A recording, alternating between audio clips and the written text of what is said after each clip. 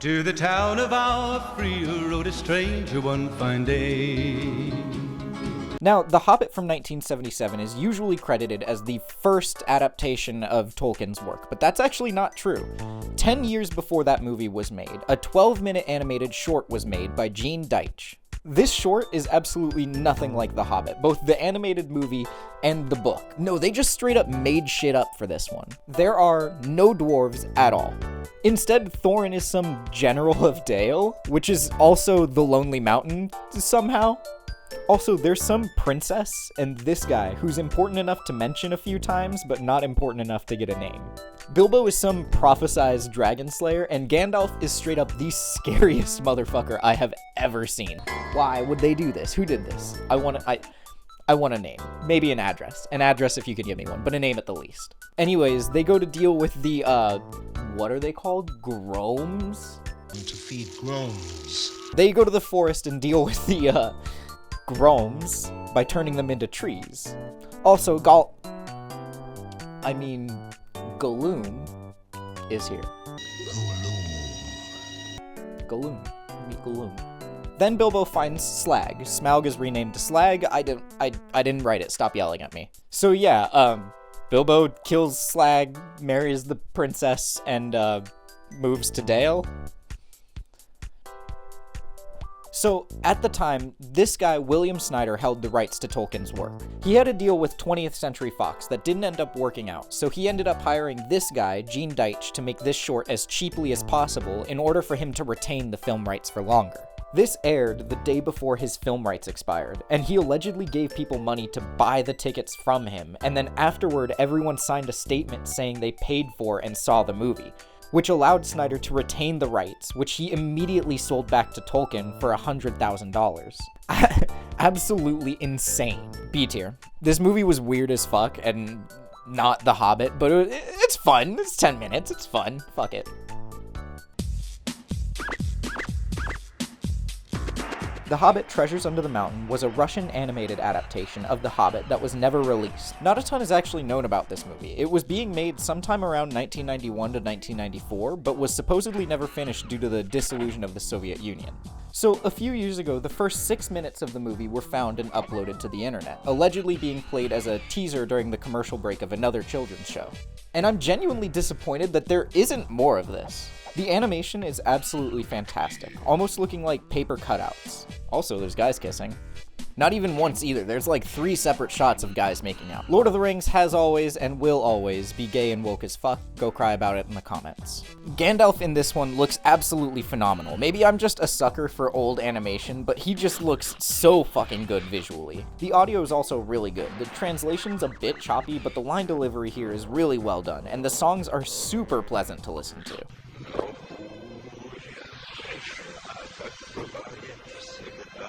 I do hope someone finds the rest of this someday because I did love what I saw, but as of right now, it's either lost media or was never fully finished. But for what it is, A tier. Okay, so this is one of my favorite ones, personally.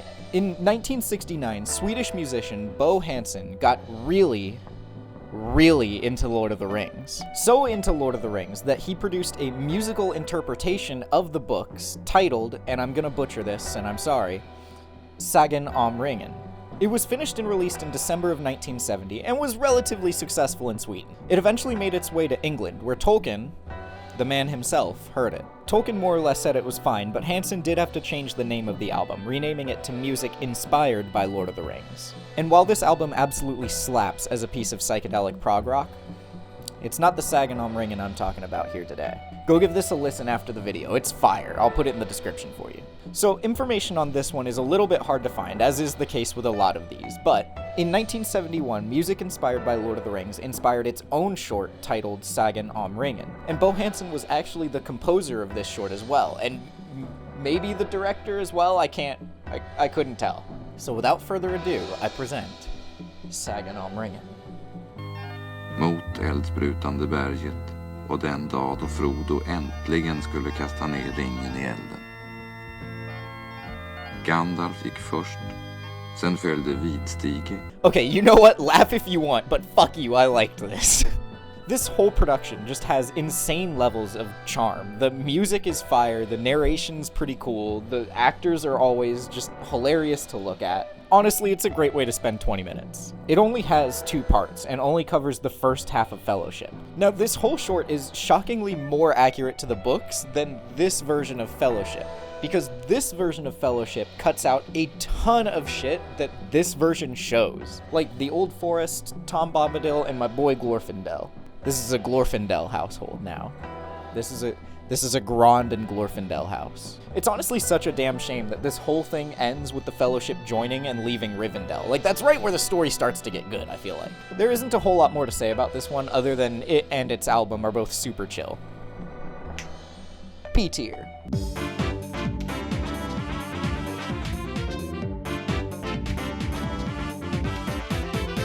I don't really know how to introduce this one, so Hobbitit. A 1993 TV miniseries in Finland. This show is actually really good and well made at times, but it's also just really fucking hilarious at others.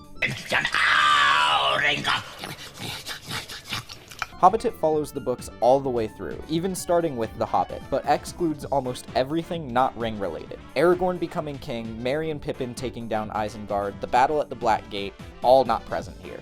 Once the Fellowship splits up, we just kind of forget about them. The first episode begins with an old Sam telling the whole story to a bunch of bored-ass kids. He starts by expo dumping about Isildur and shit, and then only tells them about Riddles in the Dark, where Gollum is...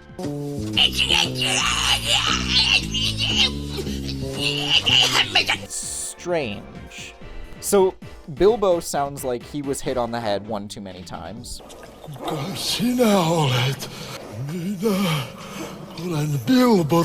Aragorn has another haircut, and Gandalf dies like this.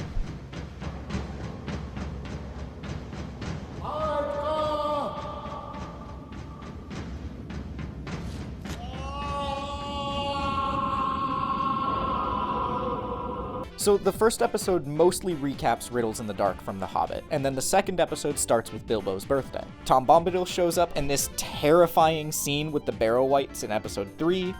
Episode 4 is meeting Strider and Bree with the Nazgul, then Rivendell, Moria, Lothlorien, Mordor, more Mordor, Volcano, and Scene. They do go into Shelob's lair, but I don't know what the fuck happened in that scene. This one was actually pretty fun to watch. It kind of felt like Lord of the Rings if it was an 80s dark fantasy video. You know what I mean? Run the clip. Put the clip. I really like some of the special effects, and I really love just the way the whole thing comes across. That being said, the characters are just so damn silly to look at sometimes, it's kind of hard to get invested. It also has that awkward, janky side of 80s dark fantasy that we kind of forget is there, but it's just really, really hard to watch. C+. This is a Nerf gun. This is a Nerf gun painted black. This is a Nerf gun painted black. This is a Nerf gun painted...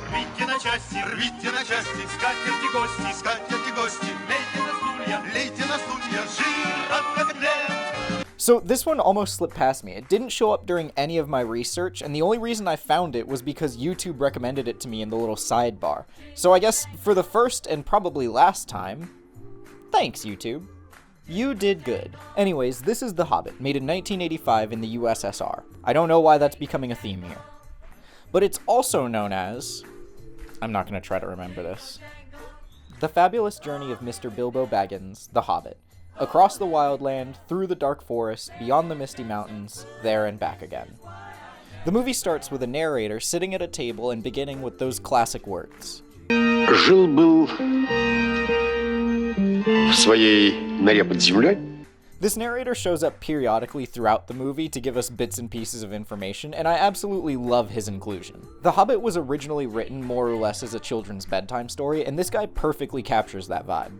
He gives Tolkien and Disney's Russian Child mixed with a little bit of Grandpa from Princess Bride. So he introduces us to Middle-earth, and look at that shot. No, really, look at that shot. I'm being serious. This is straight out of the book. This is the exact imagery from the book. I don't know if it's the Misty Mountains, or Bilbo's door, or bench on his port. But there's something about this shot that conveyed genuine love for Tolkien and his work to me. Anyways, then Gandalf shows up with his whole good morning spiel. Also, for some reason in this version, we get Draconic Bloodline Sorcery Gandalf, which I'm here for. He casts his little 80s spell on the door, and then we get the dwarves. This sequence is super cute. The music is fun and gets faster and faster as more dwarves show up, and the whole thing just gives a real Disney vibe to The Hobbit.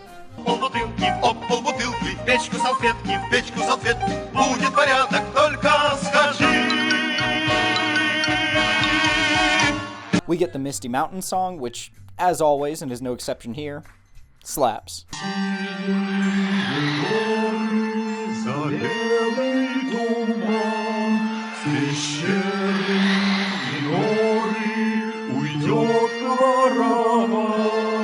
But they do just spend 5 minutes walking around fog, so minus points for that.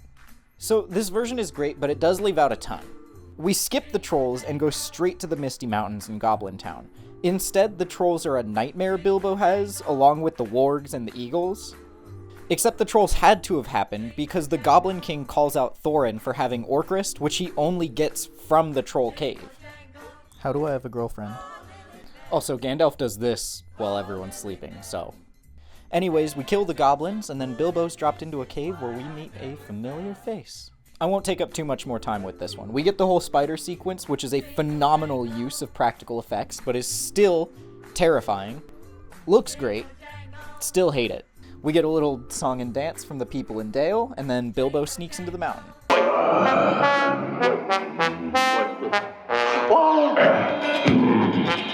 I don't care who you are. If you watched that and didn't go, "Holy shit, look at that fucking dragon!" I genuinely feel sorry for you.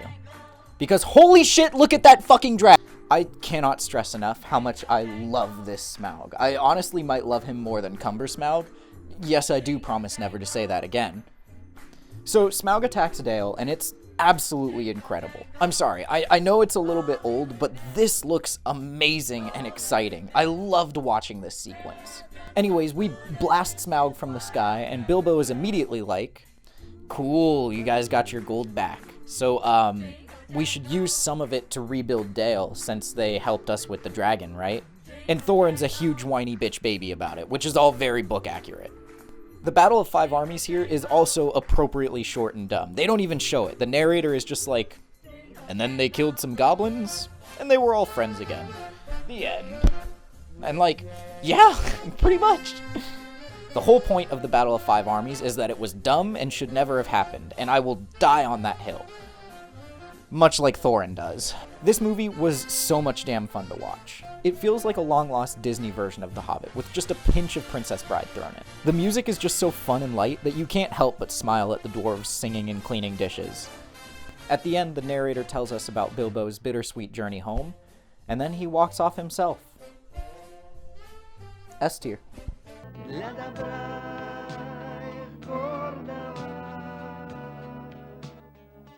Okay, so 1991, Leningrad Television drops this. Krenatelli, a Soviet play miniseries that was lost media for a while but resurfaced in 2021. It was aired only one time, again due to the Soviet Union dissolving. I promise I'm not doing this on purpose. I don't know what it is with Lord of the Rings and the USSR. Anyways, we start off with a super vibey intro where they sing the Nine Rings poem, and it fucks.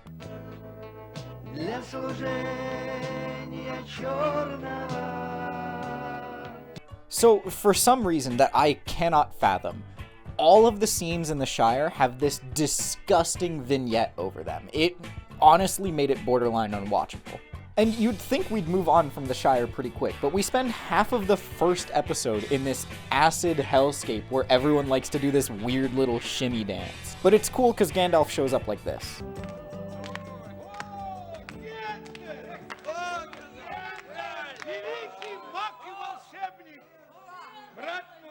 So we get a short backstory for our Grinch golem here, where Gandalf beats the fucking information out of him. Then the hobbits run around like Teletubbies like this, and it's fucking great. One thing that I think is interesting about this adaptation is it is the only adaptation of Lord of the Rings to feature Farmer Maggot or Goldberry. Yes, I know technically this is his voice, but that doesn't count. Now, there's a lot of really boring shit here, like just a lot of random partying scenes, but there's also a lot of just astronomically silly shit going on, like this weird little tree dance, or these little dudes doing a number in front of Elrond. Look at him go. And for some reason in this version, Gandalf is just murdered by the orcs. There's no Balrog, no you shall not pass. He's just killed. Yeah. Now, I was also pretty excited to see Lothlorien because the rest of this movie is trippy as shit, until I actually saw it. Anyways, after all that bullshit, and I kid you not, it ends like this.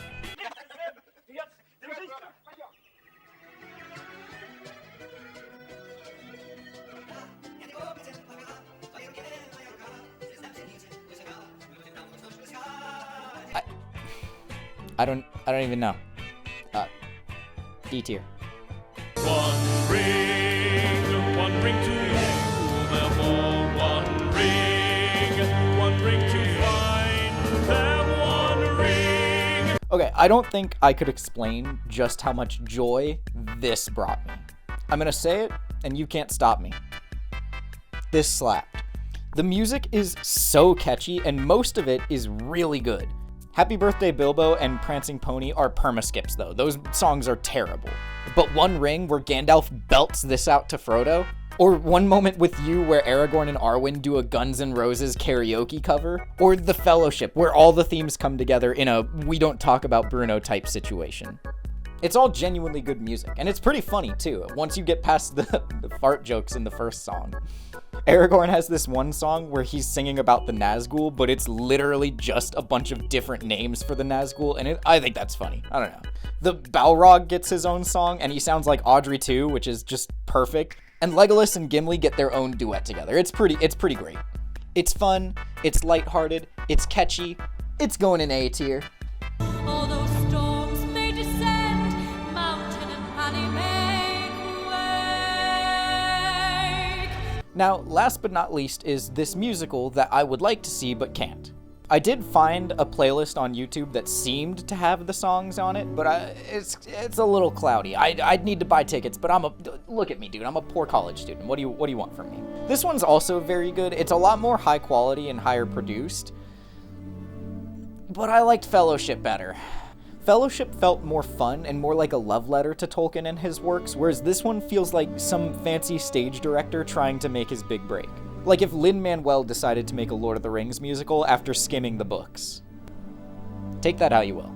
The songs are definitely a lot more high quality, with a full orchestra accompanying them, but it all sounds very Broadway. And I was never a theater kid. There's only so many ways I can be cringe, guys. I can't do everything. I'm sure seeing this in person is one of the coolest things of all time, but trying to watch it through a computer screen is just not it. Some standout songs for this for me, though, were Lothlorien, Wonder, and Star of Arendelle. I would love to see this in person if I ever got the opportunity to, but for now,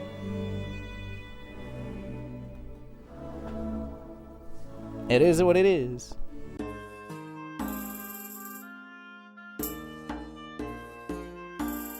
And with that, our journey through Middle-earth comes to an end. Here's the tier list that I didn't want to make. You can yell at me about it in the comments. So I got all the way to the end of this video and I realized that I didn't write an outro or an ending to this, so...